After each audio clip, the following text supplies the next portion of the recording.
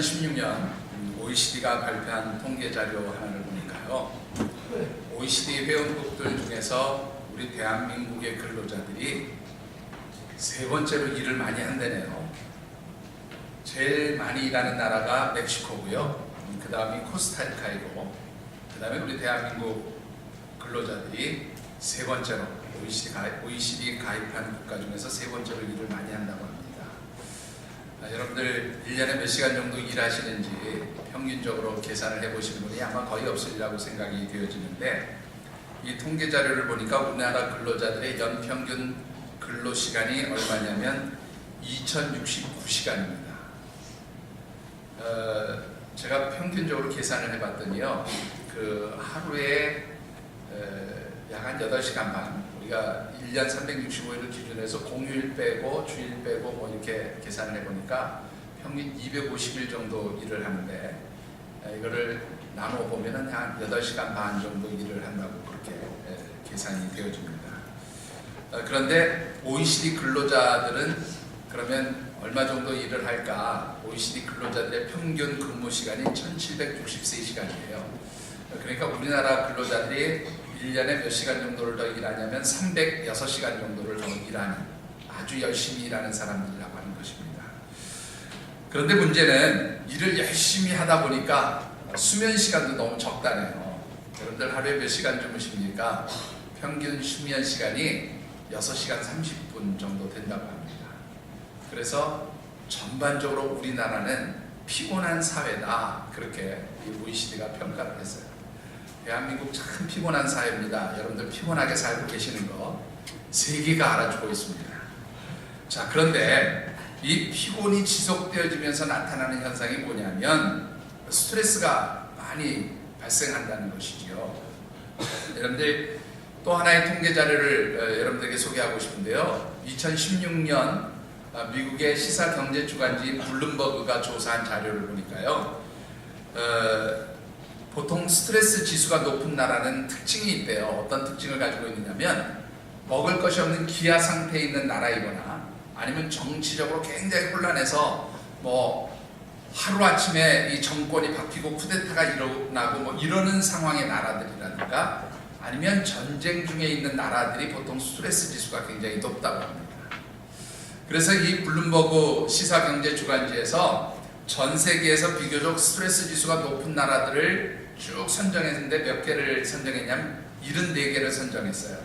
그래서 가장 스트레스 지수가 높은 나라를 보니까 어떤 나라였냐면 나이제리아였습니다. 그리고 가장 스트레스 지수가 낮은 나라는 어디였는가 하면 노르웨이였어요. 특별히 유럽의 북부 지역에 있는 나라들, 서북부 지역에 있는 나라들이 비교적 스트레스 지수가 아주 낮다고 그렇게 평가를 하고 있고요. 여러분들이 잘 아시는 미국 같은 경우에는 스트레스 지수가 74개국 중에서 54위에 해당되니까 여기도 상당히 스트레스 지수가 낮은 나라 중에 하나입니다. 중국의 경우에는 스트레스 지수가 29위, 79개국 중에서 29위에 해당이 되고요. 자, 그러면 여러분들이 생각하는 우리 대한민국은 몇 위쯤 될까요? 74개국 중에서 정확하게 중간에 해당하는 37위에 해당하는 스트레스 지수를 가지고 있습니다. 재미있는 것은 이 블룸버그 경제주간지가 뭐라고 평가했냐면, 한국은 기아 상태에 있는 나라도 아니고, 정치적으로 혼란해서 무슨 하루아침에 정권이 바뀌고 쿠데타가 일어나는 나라도 아니고, 전쟁의 상태에 있는 나라도 아닌데, 이렇게 스트레스 지수가 높은 것은 대단히 이례적인 일이다, 그렇게 평가를 하면서 뭐라고 얘기했냐면, 한국 사회가 이렇게 스트레스 지수가 높은 것은 너무 많이 일하고 쉬지 못하기 때문에 스트레스 지수가 높다, 그렇게 또 평가를 하고 있습니다. 여러분들, 피곤하고 스트레스 지수가 높아지면 당연하듯이 따라오는 증상이 하나 있습니다. 그게 바로 뭐냐면, 자신의 가진 에너지를 다 소비해서 나타나는 증상이라고 할 수 있는 번아웃 증후군이에요. 보통 슬럼프라 그렇게도 이야기를 합니다. 우리가 흔히 많이 쓰는 단어로 슬럼프 그러는데, 사실은 같은 의미고 더 정확한 표현은 번아웃 증후군이라 그렇게 말씀을 드릴 수가 있습니다. 우리나라 사람들이 얼마나 피곤하게 사는지, 우리나라 근로자들, 직장인들의 85%가 번아웃 증후군, 슬럼프에 빠져서 살아가고 있다라는 통계 자료도 있습니다. 자, 문제는 이렇게 우리가 번아웃 증후군이나 슬럼프에 빠지게 되어지면 어떤 문제가 생기느냐? 작게는 인간관계에 문제가 생겨서 주변 사람들하고의 관계가 깨어지게 된다는 거예요. 그리고 이것이 좀 더 발전하게 되면 정신적인 질병을 가져오는데, 이 번아웃 증후군과 아주 일치하는 정신적 질병의 증상이 뭐냐면 우울증하고 아주 정확하게 그 현상들이 일치합니다. 그러니까 번아웃 증후군이 오면 곧 뭐가 시작이 되어진다고 보냐면 우울증이 온다, 그렇게 보시면 틀림이 없어요. 그리고 이 우울증 상태에 온 번아웃 증후군이 더 심각해지면 그 다음에 뭘로 가냐면 자살 충동을 일으킬 위험성을 가지고 온다, 그렇게 전문가들은 평가하고 있습니다. 그래서 슬럼프에 빠졌다, 번아웃 증후군에 들어갔다, 이거 빨리 빠져나오는 것이 대단히 중요하다, 그렇게 말을 하고 있습니다. 자, 그렇다면 오늘 이 자리에 앉으신 우리 하늘쌤 가족들은 어떤 상태에 놓여 있으십니까? 지난 6개월 동안 정말로 바쁘고 힘들게 살아오셨습니다. 열심히 사셨습니다. 수고하셨습니다. 피곤하시지요? 우리 서로 한번 격려하십시다. 열심히 사셨습니다. 네, 피곤하시지요? 힘내십시오. 그렇게 한번 해보십시오. 네. 자, 정말로 열심히 사셨어요. 아마 피곤하실 겁니다. 그런데 문제는 이 피곤이 지나쳐서 슬럼프에 빠져 있거나 혹은 번아웃 증후군에 빠져 있다면 이것은 참으로 심각한 문제가 되어진다고 하는 것입니다. 그런데 우리가 그냥 일상생활에서 슬럼프에 빠졌습니다, 번아웃 증후군에 빠졌습니다 라고 이야기하는 것보다 더 심각한 문제는 뭐냐면 영적 번아웃 상태에 들어가 있는 거예요. 영적 슬럼프에 빠져 있는 것입니다. 우리가 만일 영적으로 번아웃돼 있고 영적으로 슬럼프에 빠져 있게 되어진다면 이것은 아주 심각한 영적 혼란의 상태를 가져오기 때문에 그렇습니다. 그래서 이 후반부를 시작하는 첫날이자 7월의 첫 번째 주일, 이달부터 여러분들하고 함께 묵상해보고 싶은 하나님 말씀은요, 이 슬럼프에 관한 이야기를 나눠보고 싶습니다. 그래서 7월에 함께 묵상하는 말씀의 주제를 이렇게 정했습니다. 제가 앞에서 서두를 읽겠습니다. 믿음의 승리자, 예, 한 번 더 해보실까요? 믿음의 승리자. 예, 우리가 신앙생활 하면서 하나님이 인정하시는 믿음의 승리자가 되고 영적으로 성공하는 삶을 살기 위해서는 먼저 우리가 혹시라도 빠져 있을 혹은 빠지게 될 위험성이 있는 영적인 슬럼프나 혹은 영적인 번아웃을 벗어나야 함을 말씀드리고 싶습니다. 그리고 이 영적 슬럼프에서 벗어나기 위해서 우리가 필요한 것이 무엇인지 4가지 영적 지혜를 이 7월 한 달 동안 말씀드리고 싶습니다. 그리고 오늘 첫 번째로 여러분들에게 드리고 싶은 말씀은, 만일 우리가 영적 슬럼프에 빠져 있는지 그것을 확인해 보고 싶다면 먼저 여러분들의 영적 상태를 다시 한번 점검해 보라고 그렇게 말씀드리고 싶습니다. 특별히 주신 말씀을 묵상하는 가운데 우리 하늘쌤 가족들이 오늘 나의 영적 상태를 다시 한번 진단해 보시게 되기를 주의 이름으로 축원합니다. 그리고 그 영적 상태가 정말로 번아웃 상태, 슬럼프의 상태에 빠져 있다면 속히 회복하는 그러한 역사가 있게 되기를 주님의 이름으로 축원합니다. 자, 오늘 주신 말씀 가운데서 우리가 먼저 묵상해 보고 싶은 것은 영적으로 번아웃 되었다, 슬럼프에 빠졌다 라는 것은 어떤 상태가 되어 있는 것을 의미하느냐 하는 것입니다. 우리가 영적으로 번아웃 상태에 들어가 있고 영적으로 슬럼프 상태에 들어가 있다는 것은 다른 말로 표현하면 하나님 주신 영적인 능력을 상실했다, 그런 말이에요. 그리고 하나님이 주신 영적인 능력을 상실했기 때문에 더 이상 하나님께서 주신 사명이나 직분을 감당할 수 없는 상태가 된 것이 바로 영적 번아웃 상태고 영적 슬럼프에 빠진 상태다, 그렇게 말씀을 드릴 수가 있습니다. 오늘 주신 말씀 가운데서 먼저 2절의 말씀을 우리 같이 한번 받들어 읽겠습니다. 2절입니다.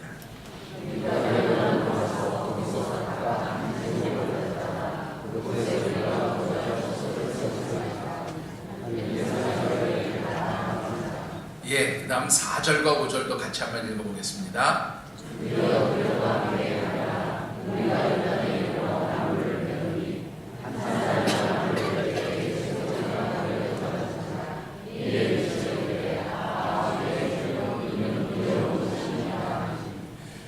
자, 오늘 본문 말씀은 말이죠, 엘리사 시대의 선지학교, 그러니까 요즘으로 얘기하면 신학대학쯤 된다고 보시면 되겠습니다. 이 선지학교에서 생긴 일을 기록한 말씀입니다. 이 선지학교, 구약시대의 신학교라고 할 수 있는 선지학교는 우리가 성경의 기록을 보면 이미 사무엘 시대 때부터 이 선지학교가 있었던 것으로 보여지고요. 이 선지학교에서 계속 훈련되어진 좋은 선지자들을 양육하는 과정에서 이제 엘리야와 엘리사 시대를 당하게 되면서 아마 선지학교에 많은 학생들이 들어와서 훈련을 받게 되었던 것으로 보여집니다. 자, 그러다 보니까 이 선지학교의 처소, 요즘으로 얘기하면 기숙사가 부족한 그런 상황이 되었다고 하는 것이지요. 그래서 이제 학교에 기숙사를 증축해야 되는 그런 상황이 생긴 겁니다. 마침 이 선지학교가 성경 기록을 보니까 여리고성 근방에 있었던 것으로 보여져요. 그런데 이 여리고성 근방에는 다행히도 요단강이 가까웠고요. 이 요단강 주변에는 물이 풍성하니까 자연이 뭐가 발달했냐면 숲이 발달해서 아주 좋은 목재들이 많이 있었다고 합니다. 그러니까 이제 이 선지학교 학생 중에 하나가 선생님, 우리 학생들이 많이 늘어서 기숙사가 부족하니까요, 날 잡아서 우리 요단강에 가가지고 나무를 좀 베어다가 이 기숙사를 좀 증축했으면 좋겠습니다. 선생님 어떻게 하시는 게 좋겠어요? 그렇게 하시는 게 좋지 않겠습니까? 그렇게 제안을 해서 이제 엘리사와 그 선지학교의 생도들, 제자들이 함께 이 요단강 부근에 있는 숲으로 가서 나무를 베던 중에 아주 심각한 상황이 하나 발생을 했습니다. 그것은 바로 이 한창 나무를 바쁘게 베던 신학생 중에 한 사람에게서 도끼자루에서 도끼날이 빠져 요단강물에 들어가 버린 겁니다. 여러분들이 아니 어디 성경에 도끼가 빠졌다 그랬지 도끼날이 빠졌다 그랬냐, 여러분들이 그렇게 말씀하실 수 있는데 원문을 보면 도끼날이 빠진 것이고 도끼자루만 들고 있는 그런 상태가 된 것을 의미하고 있어요. 자, 중요한 것은 이 신학생이 나무를 베다가 도끼의 자루에서 도끼날이 빠진 이 상태가 우리들에게 어떤 영적 의미를 주고 있느냐 하는 것입니다. 오늘 본문에 기록된 이 선지학교 신학생의 모습은 바로 영적으로 하나님의 자녀들이 주님께서 맡겨주신 사명과 직분을 위해서 헌신하고 수고하다가 나타날 수 있는 그런 영적 현상들을 아주 잘 보여주고 있다, 그렇게 말씀을 드릴 수가 있습니다. 자, 오늘 이 본문 말씀을 보면 5절 말씀에 이 선지자 생도가 나무를 베었다. 그런데 이 나무는요 보통의 나무가 아닙니다. 원문 성경을 보니까 어떤 나무를 의미하느냐면 하코라라고 하는 단어를 쓰는데, 이것은 우리로 얘기하면요 이 대들보 같은 데 사용할 수 있는 아주 굵은 그런 큰 나무를 의미합니다. 그리고 이 말씀 가운데서 아주 또 재미있는 단어가 하나 있어요. 여기 보니까 뭐라고 되어 있는가 하면 나무를 베다 라고 하는 동사가 나오는데요, 이 나무를 벤다는, 나무를 자르고 벤다라는 동사는 보통 어떤 단어를 사용하는가 하면 카라트라고 하는 단어를 사용해요. 그런데 아주 독특하게도 오늘 본문에서는 이 카라트라고 하는 단어가 아니라 어떤 단어를 쓰냐면 까자르라고 하는 단어를 씁니다. 까자르. 이 까자르라는 단어는 어떤 단어냐면요, 여러분들 막 배가 고팠을 때 아주 맛있는 음식을 보면 막 허겁지겁 먹잖아요. 그래서 우리가 그런 걸 보고 좀 표현이 그렇습니다. 개걸스럽게 먹는다, 그런 표현을 쓰지 않습니까? 이 까자르라는 단어가 그런 단어예요.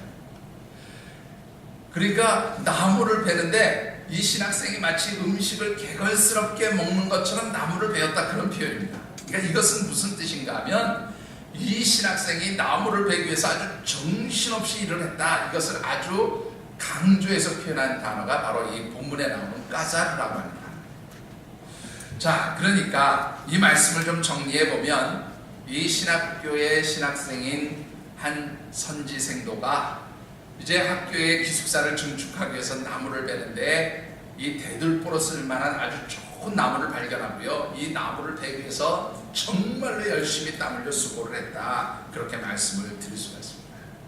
자, 그런데 이렇게 열심히 일을 하다 보니까 자기도 모르는 사이에 도끼에서 뭐가 나갔어요? 도끼자루에서 도끼날이 빠져서 강물로 빠져버린 겁니다. 자, 여러분들 어떻게 생각하십니까? 나무를 벨 때요, 도끼날은 이 나무를 베어내는데 가장 중요한 도구입니다. 중요한 연장이에요. 그렇지 않습니까? 따라서 이 도끼의 날이 없다. 도끼가 더 이상 사용할 수 없게 되었다는 것은 다른 말로 바꾸면 뭐 할 수 없다는 거예요. 나무를 더 이상 벨 수 없는 상태가 되었다. 그런 말입니다. 자, 여기서 우리가 한 가지 중요하게 좀 생각해 보실 것이 있습니다. 왜 도끼날이 이 도끼자루에서 빠져나갔을까라고 합니다. 왜 그랬을까요? 전 집사님 혹시 도끼질 해보셨나요? 안 해보셨어요? 여러분도 혹시 도끼질 해보셨습니까? 제가 군에 있을 때 도끼질 좀 해봤어요. 근데 도끼자루에서 도끼날이 빠져나가는 이유는 딱 한 가지입니다. 어떤 경우에 빠져나갑니까?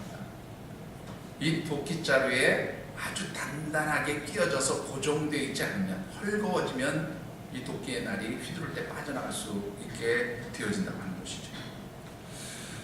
여러분들, 따라서 이 선지학교의 신학생은 이 도끼를 사용하기 전에 제일 먼저 해야 될 일이 뭐냐면 이 도끼의 상태를 정확하게 점검하고 확인하는 것이 필요했을 것입니다.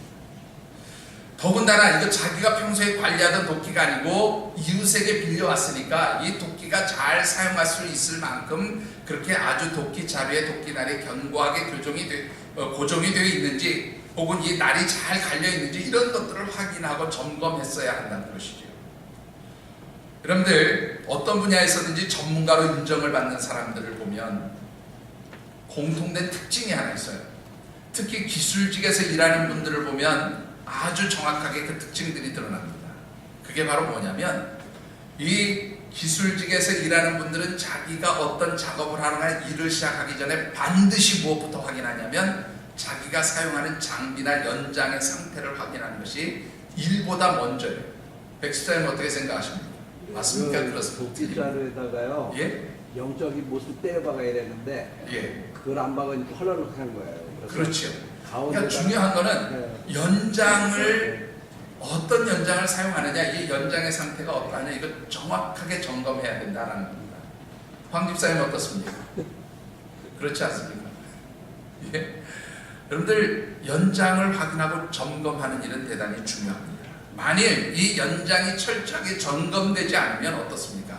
이 연장으로 인해서 작업을 할 때 사고가 나거나 혹은 사람들이 다칠 수 있기 때문에 이 연장을 확인하고 장비를 점검하는 일은 대단히 중요한 일이다, 그렇게 말씀드릴 수 있습니다. 자, 그런데 문제는 오늘 이 본문에 나오는 선지학교 신학생은 나무를 베는 일에는 굉장한 관심을 쏟았던 것으로 보여져요. 정말로 음식을 개걸스럽게 먹는 것처럼 그렇게 열심히 땀 흘려서 나무를 벤 것을 보면 정말로 이 일에 관심을 갖고 열심히 일을 하려고 했던 것으로 보여집니다.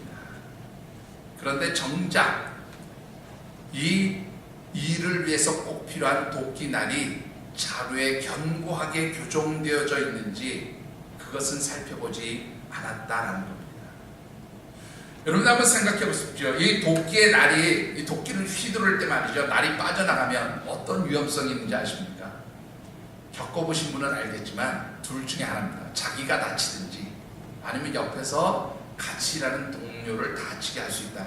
물론 주변에 아무도 없어서 잘 이렇게 날아가면 그럴 위험성은 없지만, 여러분들 장비를 잘못 사용하게 되면 반드시 어떻게 됩니까? 이 사고가 날 위험성이 있어요. 제가 가깝게 지내는 후배 목사 하나가 저쪽 충북 진천에 있는 아주 조그만 시골 교회에 갔습니다. 인건비가 비싸니까 이 교회 앞에 뭡니까, 이 무슨 집성목으로 이렇게 뭐라 그러나요? 이렇게 예쁘게 좀 장식을 하려고요. 나무를 가지고 이제 그라인더를 가지고 나무를 자르는데, 문제는 뭐냐면 이 그라인더가 쇠를 자르는 그라인더를 가지고 나무를 잘랐어요. 근데 이 그라인더가요, 그 쇠를 자르는 그 그라인더하고 나무를 자르는 그라인더가 절대 다릅니다. 근데 이 친구가 그거를 몰랐어요. 전문가 아니까 몰랐겠죠. 결국 이 그라인더가 부러지면서 날아가서 어디를 쳤냐면 자기 손가락을 쳤어요. 엄지손가락을. 그러니까 이 장비를 점검한다는 것은 굉장히 중요한 일입니다. 다행히 빠르게 그 조치를 해서 병원에 가서 이제 적합수술 잘해서 손가락은 붙었는데, 문제는 뭐냐면 안 움직인다는 거예요. 신경이 죽어가지고 모양은 돼 있는데 이 손가락이 안 움직이고요. 비만 오면 통증이 시작해요. 그만큼 이 장비를 점검하는 것은 대단히 중요하다, 그렇게 말씀드릴 수가 있습니다. 자, 오늘 이 선지학교 신학생의 모습은 우리 성도들에게 어떤 교훈을 주고 있느냐 하는 것입니다. 여러분들, 우리가 하나님의 백성으로서 주의 몸된 교회를 섬길 때에 여러 직분과 사명과 그리고 또한 하나님께서 주신 여러 가지 그 일들을 감당하게 되어집니다. 이것은 마치 정말로 이 선지학교 신학생이 대들보에 사용할 만한 그런 좋은 목재를 베어내기 위해서, 큰 나무를 벌목하기 위해서 열심히 땀 흘려 수고하는 것처럼 여러분들이 그렇게 주의 제단을 위해서, 주님의 몸된 교회를 위해서 열심히 땀 흘려 수고하고 또한 여러 가지 사명을 감당하는 모습이라고 그렇게 말씀을 드릴 수가 있어요. 그런데 여러분들, 이렇게 주님이 주신 그 사명을 열심히 감당하고 땀 흘려 수고하기 위해서는요, 무엇이 필요합니까? 바로 이 선지학교 신학생에게 있었던 도끼가 필요하다는 것이죠. 여러분들, 이 도끼는 무엇을 상징합니까? 우리가 하나님께서 주신 사명과 직분, 여러 가지 우리에게 주신 그 귀한 헌신들을 위해서 이제 수고해야 될 때에 하나님께서 그것을 감당할 수 있도록 주시는 영적인 능력을 의미한다, 그렇게 말씀드립니다. 하나님 우리에게 영적인 능력을 주실 때 이것이 바로 우리의 영적 도끼가 되고 도끼날이 되어지는 것이죠. 이런 영적인 능력을 가지고 여러분들이 헌신하고 수고하고 사명을 감당할 때 바로 거기에서 아름다운 결과들이 나오게 되어진다, 그런 말입니다. 그런데 문제는 우리가 하나님 앞에 헌신하고 수고하면서 이 영적 능력을 가지고 주신 사명을 감당하기 위해서는요, 반드시 전제되어진 것이 있어요. 그것이 바로 뭐냐면, 장비를 점검하는 것처럼 사전에 영적 상태를 점검하고 준비 상황을 확인해 보는 것이 필요하다고 합니다. 하나님의 일을 하기 위해서, 주의 몸된 교회에서 내게 주신 직분과 사명을 감당하기 위해서 하나님 주신 영적 능력을 받아야 될 뿐만 아니라 이 영적 능력을 내가 사용할 수 있는 준비가 되어 있는지 그 영적 상태를 점검하고 확인해 보는 과정이 반드시 필요하다, 그럽니다. 이 영적 상태를 점검하고 확인한다는 것은 다른 말로 표현하면 기도의 준비가 되어 있느냐, 그것을 의미하는 것이기도 합니다. 우리가 기도하면서 하나님 주신 영적 능력들을 사용하고 그렇게 헌신하고 수고할 때 사실은 귀한 열매들이 있고 또한 사명의 아름다운 열매들이 나타나게 되어지는 것이죠. 그런데 만일 우리가 기도가 준비되지 않은 상태에서 주신 일들, 사명들을 감당하게 되면 반드시 뭐가 나타나게 되는가 하면 문제가 발생하게 된다. 여러분들, 어떤 문제가 발생합니까? 장비를 잘못 사용하면 여러분들 자신이 다치거나 함께 일하는 동료를 다치게 할 수 있죠. 영적으로 준비되지 않은 상황에서 주의 일을 하다 보면 반드시라고 할 만큼 누가 시험에 들어요? 자기가 시험에 들거나 자기 때문에 함께 일하는 사람들을 시험에 들게 만들 수 있다. 여러분들, 굉장히 무서운 일입니다. 우리가 하나님의 일을 하고 헌신하는 것은 정말로 귀하고 소중한 일이에요.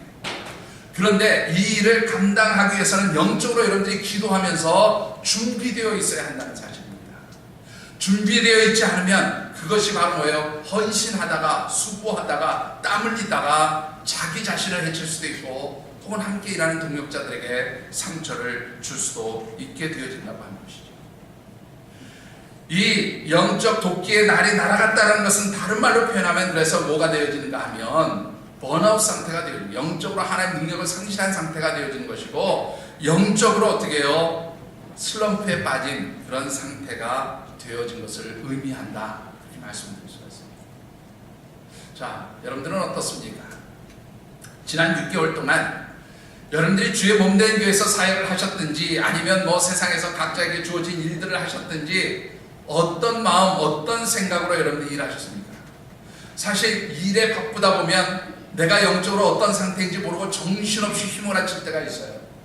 그런데 그렇게 정신없이 휘몰아치다 보면 나도 모르게 어떻게 해요? 영적으로 번아웃되고 슬럼프에 빠지고 탈진되어지는 경우가 종종 있다고 하는 것이죠. 그런데 문제는 이렇게 영적으로 탈진되고 슬럼프에 빠지게 되면, 영적으로 번아웃 상태에 빠지게 되면 누구가 다치는가 하면 자기 자신이 먼저 다치게 된다. 그리고 더 나아가서는 함께 일하는 동역자들을 다치게 할 수 있다. 함께 일하는 동료들을 다치게 할 수 있다는 거예요. 그래서 여러분들이 이 후반부를 시작하는 이 7월의 첫날 이즈음에서 반드시 생각해 보셔야 될 것은 나의 영적 상태가 어떠한가, 내가 영적으로 번아웃되어 있지 않는가, 슬럼프에 빠져 있지 않는가 확인해 보실 필요가 있다, 그런 날입니다. 여러분들, 우리에게 주신 하나님의 능력, 곧 영적인 도끼날이 만일 상실되었다면, 그것을 잃어버렸다면 여러분들 어떻게 해야 합니까? 반드시 되찾아야 해요. 왜 되찾아야 합니까? 여러분들, 우리 참고 말씀이 출애굽기 22장 14절의 말씀을 같이 한번 읽어보십시다.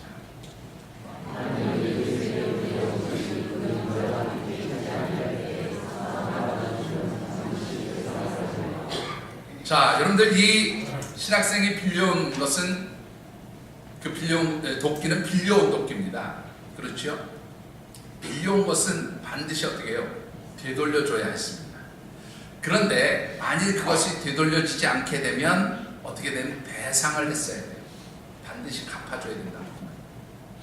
자, 여러분들 한번 이 본문으로 돌아와서 생각해 보십시다. 이 신학생이 도끼를 잃어버렸을 때 그것을 배상할 수 있는 경제적 능력을 가지고 있었을까라고 하는 것이죠. 엘리사가 활동하던 시대가, 북이스라엘은 어떤 시기였냐면 청동기 시대가 막 끝나고 철기 문화가 시작되어진 시기예요. 여러분들, 이때 당시에 철제 농기구들 대단히 비쌌습니다. 기록에 보면 아주 보통 값이 아니었어요. 그러니까 이 신학생이 철제 도끼를 빌려왔다라는 것은 이 철제 도끼를 살 수 있는 능력이 없었다는 것을 의미하죠. 갚을 능력이 없는 겁니다. 그러면 만일 이 도끼를 배상할 능력이 없다, 어떻게 돼야 됩니까? 요즘으로 얘기하면 몸으로 떼어야 되는 거예요. 몸으로 떼운다는 건 다른 말로 표현하면 그 집에 가서 노예 생활을 하든지 종살이를 해야 된다, 그 말이에요. 그 도끼값을 치를 정도의 시간 동안 종살이를 해야 된다, 그런 얘기입니다. 그런데 이 종살이를 한다는 것이 어떤 의미가 있습니까? 여러분들이 하나님께서 주신 능력을 상실하고 그런 상태에서 방치되어지게 되면 여러분들 종살이하게 되는 거죠. 누구의 종살이하게 됩니까? 사단의 노예가 됩니다. 사단의 종살이를 하게 된다. 여러분들, 우리가 하나님의 능력과 도우심으로 우리에게 주신 일들을 감당해야 돼요. 그것이 교회에서 주신 사명이나 직분이든지 아니면 세상에서 내가 해야 하는 일터에서 땀 흘려 수고하는 일이든지 반드시라고 할 만큼 하나님 주신 능력을 공급받을 때 여러분들 그 힘이 있고 기쁨이 있고 그 여러분들의 직장과 일터에 정말로 즐거움이 있게 되어 있다는 거예요. 만일 여러분들이 하나님 주신 능력을 상실한 상태에서 그 일을 하게 되다 보면 여러분들 번아웃되어 탈진해요. 슬럼프에 빠지게 됩니다. 그리고 찾아오는 결과는 뭐냐면 사단의 노예가 되어지는, 사단의 종이 되어지는 그런 결과를 가져오게 되어진다고 하는 사실입니다. 사랑하는 성도 여러분, 이제 후반부를 시작하는 첫날입니다. 하나님 앞에서 먼저 우리 자신들의 영적 상태를 다시 한번 점검해 보시기를 주의 이름으로 축원합니다. 내가 무슨 힘으로 살았는지, 내 힘으로 살았는지, 내 능력으로 살았는지, 아니면 하나님 주시는 영적 능력, 곧 영적 도끼날을 사용해서 그렇게 살아왔는지 그것을 한번 판단해 보시고, 만일 내가 영적 능력, 하나님 주신 영적 도끼날을 상실했다면 그것이 속히 회복되어지시기를 주님의 이름으로 축원합니다. 자, 여러분들, 잃어버린 도끼날을 찾기 위해서 꼭 해야 될 일이 있습니다. 그것이 무엇인가요? 여러분들, 5절과 6절의 말씀을 우리 같이 한번 받도록 하겠습니다. 5절과 6절.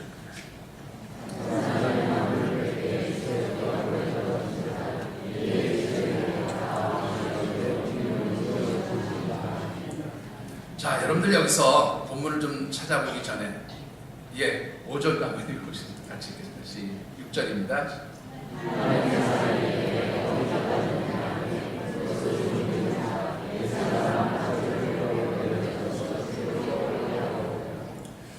자, 여러분들 이 본문을 좀 살펴보기 전에 이 선지학교 신학생에게서 도끼날을 잃어버린 뒤에 나타날 수 있는 두 가지 부정적인 행동을 한번 생각해 보실 필요가 있어요.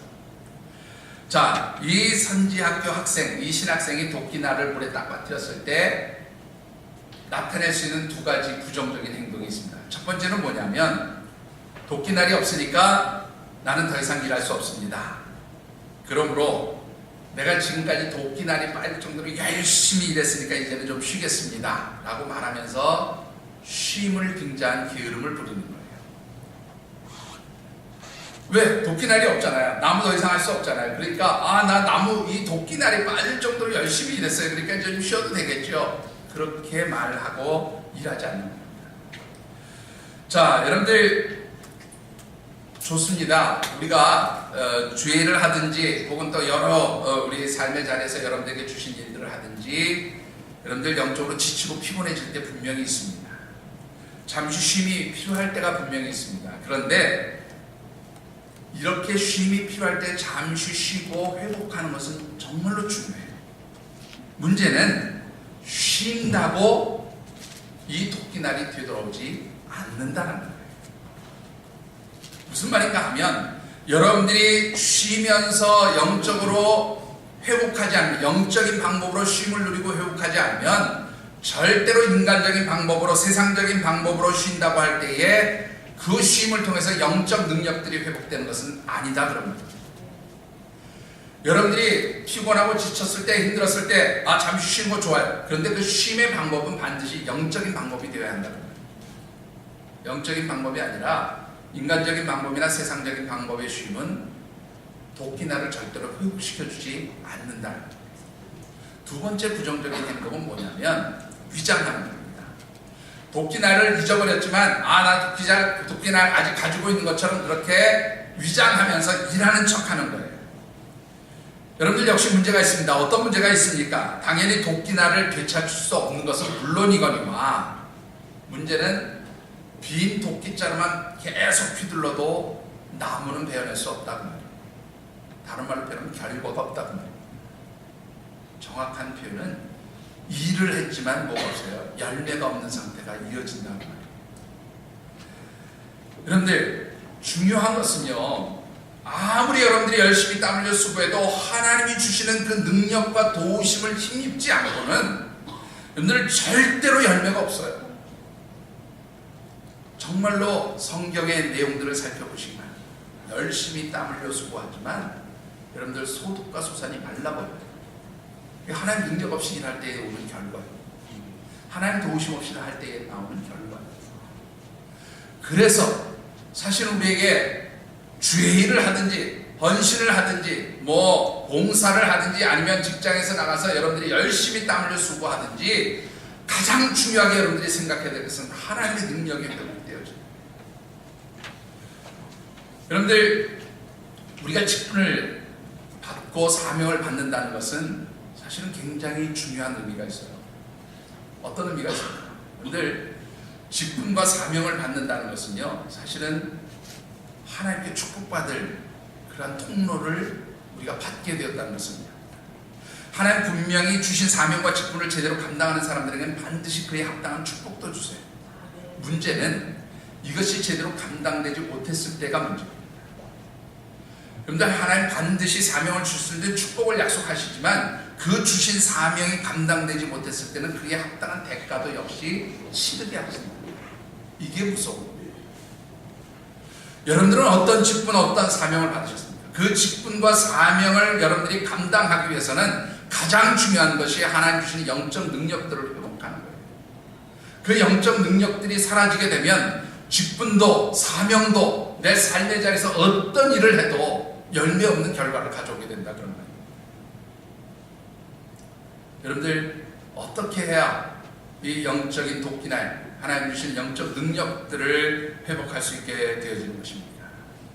오늘 본문에 보면 두 가지를 말씀하고 있어요. 자, 하나는 뭐냐면 이 선지학교 신학생은 엘리사 선지자에게 자기의 문제를 내어놓는 것을 보게 됩니다. 그런데 여기서 참 재미있는 표현이 있어요. 여러분들 6절 말씀 보니까 하나님의 사람이 이렇게 표현하고 있어요.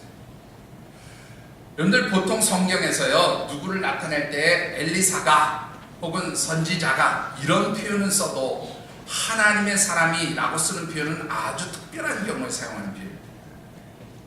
자, 오늘 이 엘리사 선지자에게 신학생이 내가 도끼를 빠뜨렸습니다 라고 얘기를 할 때 엘리사 선지자를 표현한 것이 하나님의 사람이 그렇게 표현한 것은 이 신학생이 내가 도끼가 빠졌다고 문제가 생겼다고 말한 것이 엘리사에게 이야기한 것을 의미하는 것이 아니라 하나님의 도우심을 간구했다라는 것을 의미하고 있습니다.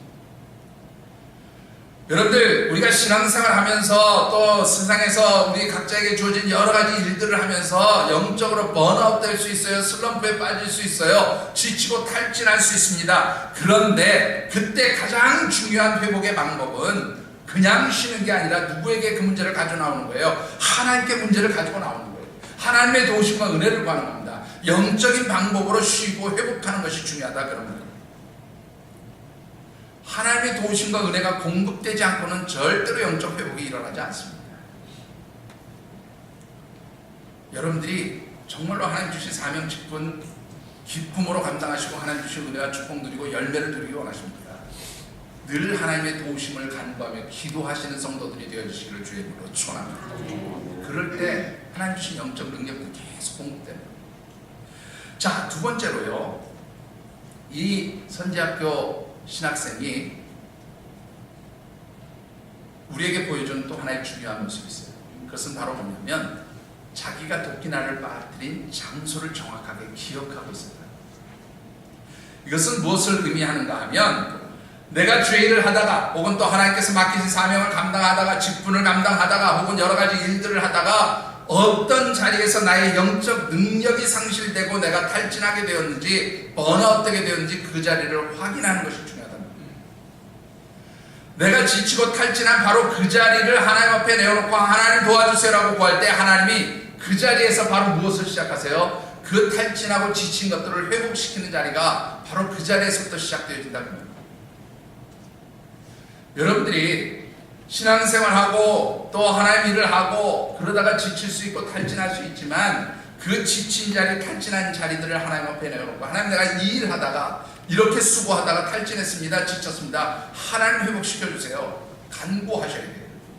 그래서 가장 중요한 것 중에 또 하나가 뭐냐면 내가 어떤 자리에서 영적 능력을 상실했는가를 여러분들이 분명히 기억하고 찾아야 된다는 거예요. 그래야 바로 회복의 물꼬를 터뜨릴 수 있게 되어진다고 하는 것이죠.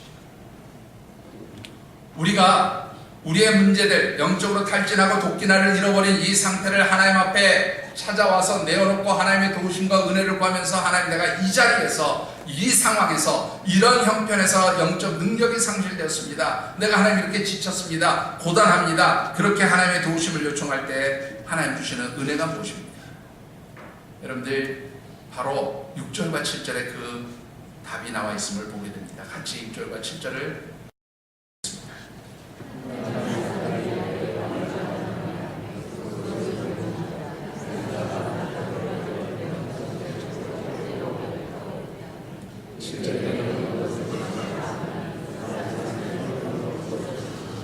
자, 여기 보시면 이 하나님의 사람 엘리사가 나무를 던졌더니 도끼가 떠올랐다. 여러분들 우리 옛날 어린 시절에 공부하면서 또 읽었던 책 중에 은도끼, 금도끼, 쇠도끼 얘기하면서 이 도끼가 내 도끼냐 이런 장면을 떠올리게 하는 그런 말씀입니다만은 여기서 중요한 것은요, 우리의 전래동화와는 다르게 어떻게 도끼가 떠올랐다. 근데 중요한 것은 이 도끼가 떠오를 때 나무를 던졌느냐 어쨌느냐 이런 것을 중요하게 생각하는 물론 학자들도 있습니다만 저는 그렇게 중요하다고 생각합니다. 여기서 중요한 것은 누가 그것을 떠오르게 했느냐? 하나님 것을 떠오르게 하셨다는 거예요. 하나님 능력으로 회복되게 하셨다는 거예요. 이 하나님의 능력으로 회복되어진 그 도끼를 이제는 어떻게 내가 다시 붙잡는 거예요. 붙드는 것이 중요합니다. 자, 중요한 것은요, 왜 하나님께서 이렇게 떠오르게 하실 수 있느냐라는 거예요. 여러분 성경에 보면 하나님의 이름을 나타내는 가장 많이 사용하는 하나님의 이름 두 가지가 있어요. 뭔지 아십니까 여러분들? 하나는 여호와라는 이름, 그리고 또 하나 하나님의 이름은 엘로힘이라고 하는 이름을 많이 사용해요. 오늘 본문에서 사용한 이름은 뭐냐면 엘로힘이라고 하는 단어. 6절에 하나님의 사랑 그랬을 때 여기서 사용한 하나님이라는 단어가 엘로힘이라고 하는 단어. 근데 이 엘로힘이라고 하는 단어가 어디에서 사용됐냐면 창세기 1장 1절에 사용된 하나님의 이름이에요. 창세기 1장 1절에 뭐라고 되어 있습니까? 태초에 하나님이 천지를 창조하십니다. 이 엘로힘의 하나님은 천지를 창조하신 하나님을 의미합니다. 이 엘로힘의 하나님 모든 것을 가능하게 하시는 불가능한 것이 없는 능력의 하나님을 의미합니다. 따라서 이 능력의 하나님께서 하나님께서 이 쇠도끼를 떠오르게 하셨다는 것은 다른 말로 표현하면 능력의 하나님께서 여러분들에게 그 천지를 창조하신 하나님의 능력을 다시금 공급해 주시고 회복시켜 주신다고 하는 그런 영적 의미들이 담겨져 있음을 봅니다. 여러분들이 하나님 앞에 기도하면, 여러분들이 하나님의 도우심을 간구하면, 하나님과 영적으로 탈진했습니다, 번아웃 됐습니다, 슬럼프에 빠졌습니다, 하나님 도와주세요 기도하면 하나님께서 천지를 창조하신 그 능력으로 여러분들을 회복시켜 주시고 여러분들에게 그런 하나님 능력을 부어주시게 되어지는 줄 믿습니다. 그 능력을 이제 여러분들이 다시 붙드시는 거예요. 붙드실 때에 여러분들 이 후반부를 참으로 능력 있게 사용하실 수 있고 또한 이 후반부를 기쁨으로 그렇게 살아갈 수 있게 되어지는 줄 믿습니다. 이야기 하나로 말씀을 맺고 싶습니다. 이란 수도 테헤란에 한 왕궁을 건축할 때 있었던 일입니다. 한 왕이 이 자신의 왕궁을 건축하기 위해서 아주 유명한 건축가에게 왕궁을 설계하고 디자인해달라고 부탁을 했고요. 이 유명한 건축가가 아주 좋은 그런 설계와 디자인을 가지고 이제 왕의 허락을 받아서 건축을 시작했습니다. 오랜 시간 동안 외부의 건물들을 건축하기 시작했고 이제 시간이 흘러서 왕궁의 외형적인 모습들이 아름답게 드러나기 시작했습니다.